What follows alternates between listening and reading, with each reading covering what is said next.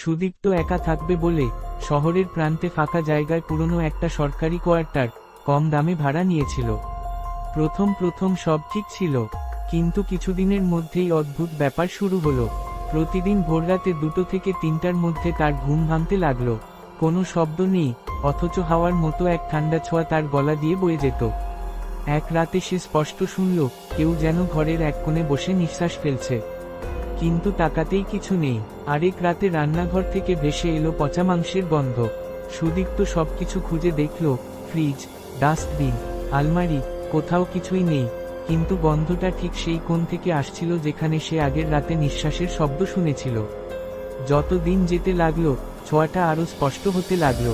প্রথমে যেন শীতল বাতাস, পরে যেন আঙুলের ডগা, তারপর নখের হালকা খোঁচা। এক রাতে ঘুমের মধ্যে সে অনুভব করল, কেউ যেন তার বুকের ওপর বসে আছে, কিন্তু চোখ খুলতেই তার শরীর যেন আর নড়ছে না। নিঃশ্বাসের শব্দ কানে বাজছে, ভারী, অচেনা, কিন্তু একেবারে কাছে। হঠাৎ করেই এক ভয়ঙ্কর পচা গন্ধ ঘর ভরিয়ে দিল। সেই মুহূর্তে ঠান্ডা আঙুল যেন তার গলা চেপে ধরল।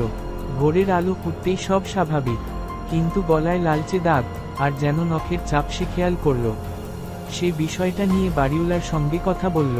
লোকটা কেমন যেন চুপ করে রইল, তারপর ফিসফিস করে বলল, ওই ঘরে একসময় এক নারী আত্মহত্যা করেছিল। তার শরীর পাওয়া গিয়েছিল পচাগলা অবস্থায়, তখনও গন্ধটা ছড়িয়েছিল সারাদিন। এরপর থেকে রাত নামলে সুদীপ্ত বাতাসে খুঁজতে থাকে সেই গন্ধ, আর যতবার গন্ধটা আসে, ততবার ঠান্ডা ছোঁয়া আরো কাছে আসে। শেষবার তার বন্ধুরা তাকে দেখতে এসেছিল। দরজা খোলা, বাতাসে ভয়ানক পচা গন্ধ, আর বিছানায় শুধু একটা চাদর, আর তার নিচে আছড়ানোর দাগ।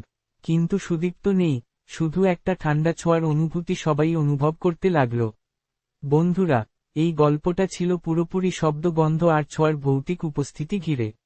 একবারও ভূতকে দেখা যায়নি, কিন্তু সে ছিল প্রতিটা মুহূর্তে।